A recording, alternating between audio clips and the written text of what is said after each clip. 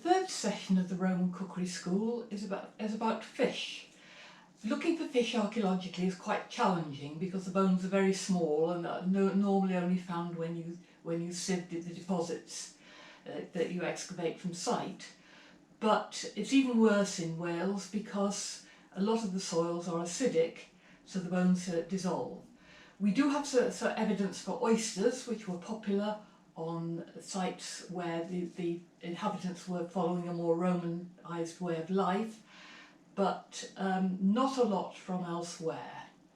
But I'll be talking about two recipes for fish from Roman writers. The first one is from the medical writer Galen, who regards it as being particularly suitable for convalescence.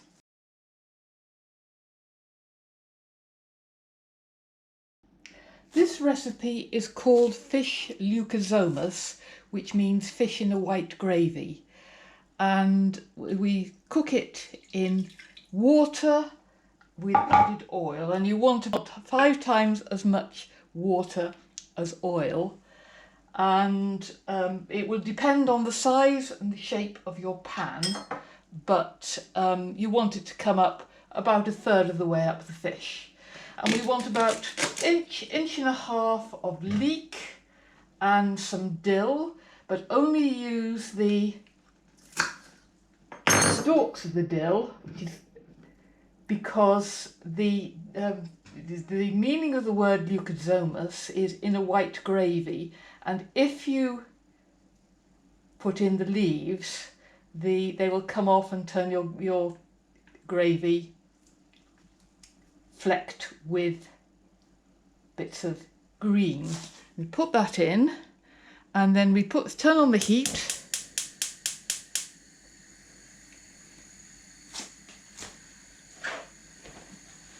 bring it to the boil,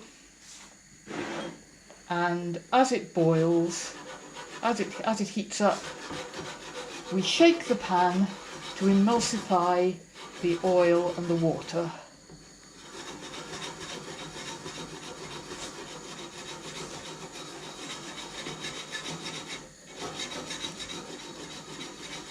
The other thing you need to do to keep the gravy nice and white is to make sure that you've got rid of all the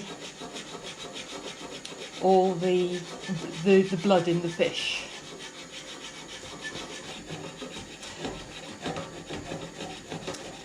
Galen says that this recipe is suitable for fish which is part way between firm and soft in flesh, and he mentioned specifically sole, which is very good for it, but I like monkfish as well.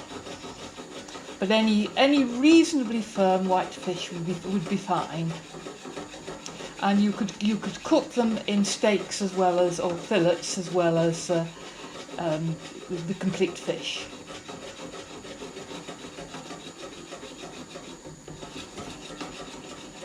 The water has started to boil, and I'll give it 2 minutes from here before turning it over. A thicker cut would require a bit rather longer.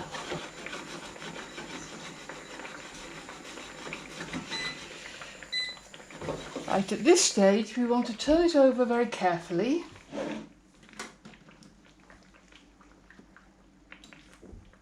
Just lift out the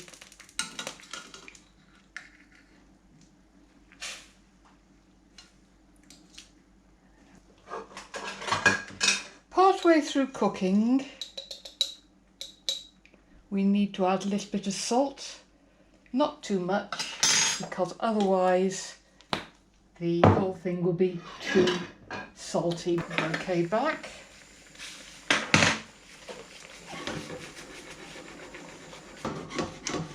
Because the gravy does reduce.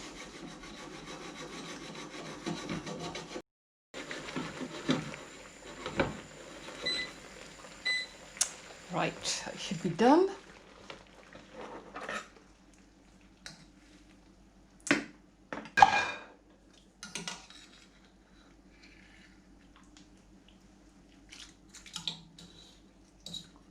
There we are, it's nicely done.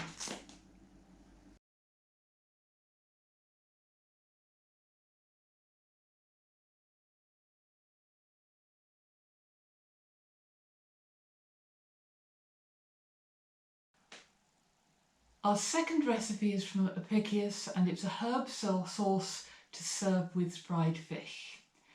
And we start off with the spices in the mortarium.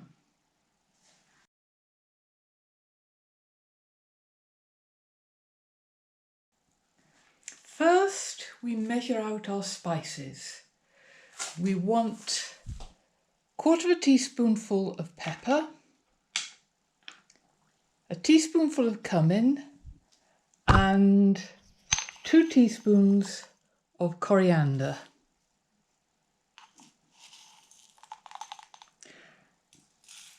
And I'm parching these in a frying pan over a low heat because that always makes them much easier to grind. You use a dry pan and they're done when the spices are brittle and they give off a nice warm aroma.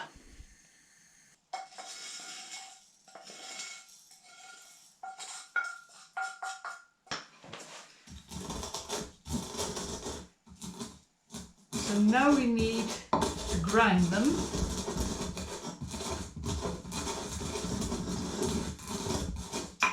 With also a pinch of asafoetida, which is a powder, so it doesn't need being ground. Very strong, so we only put a small amount in.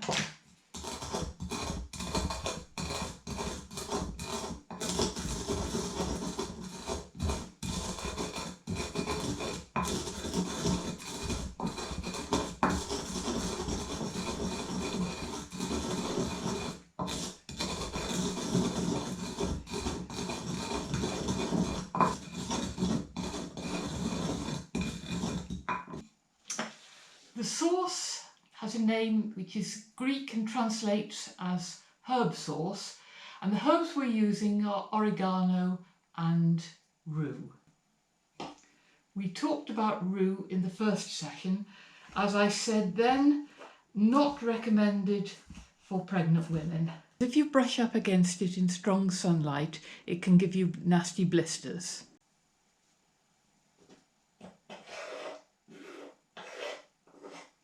It's very strong, so we don't want too much. And then oregano, which is very readily available. This one's from my garden too. If you don't have fresh oregano, you could use dried, but it might be an advantage to parch that slightly before you start. And then of course you would need to rub it down rather than chop it up.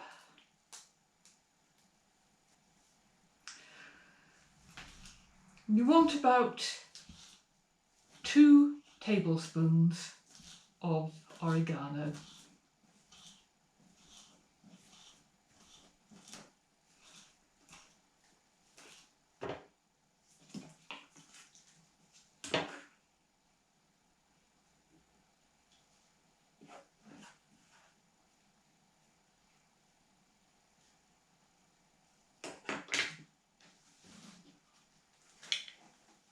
And then we grind them too.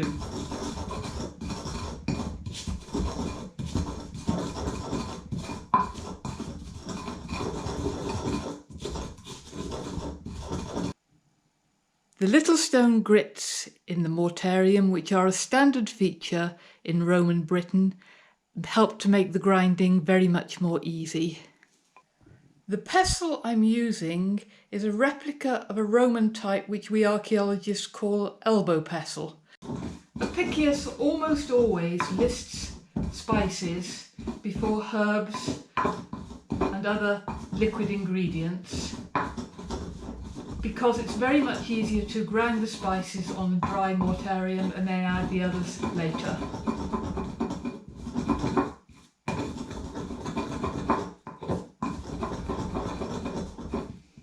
There's one date which we need to chop finely because otherwise it will be very difficult to grind.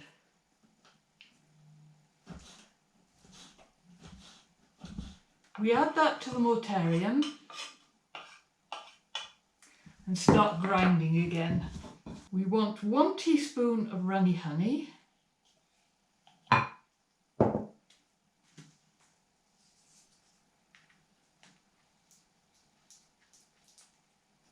2 teaspoonsful of fish sauce,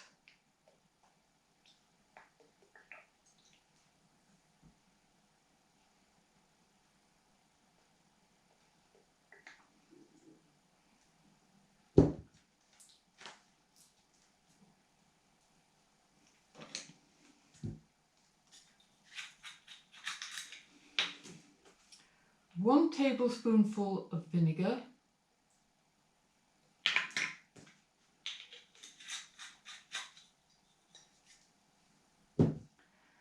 and 2 tablespoons of the grape juice concentrate that the Romans called de frutum. They made it by boiling down grape juice. Just how far they boiled it down depends on which ancient writer you read. Some describe it as being reduced by a half, some describe it as being reduced to a third, others just say that it's thick. And we want 2 tablespoons of that. We mix all that up together with 2 tablespoons of olive oil. And we decant it into a small pan to heat on the stove.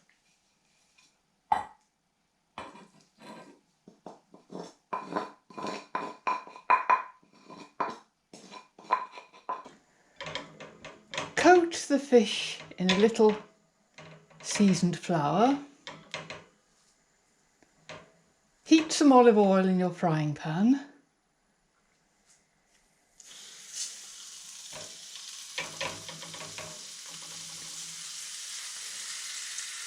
And fry the fish for a few minutes on both sides.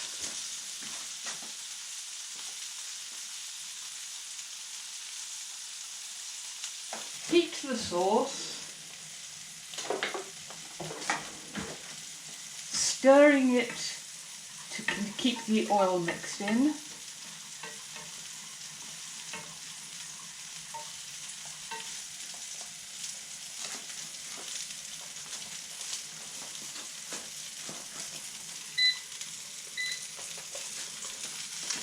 Turn the fish when you think they've had long enough on the first side. That's nice and brown.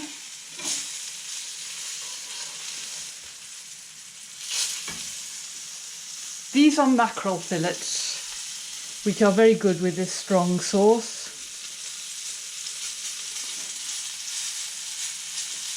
But you could use any other sort of robust fish.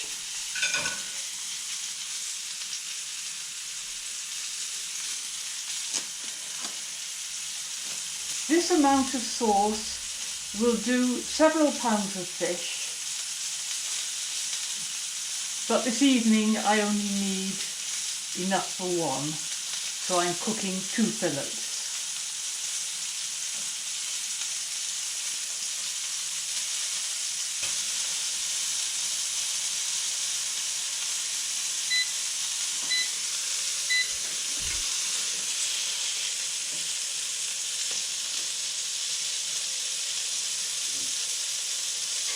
The fish is now done, so we'll turn the heat off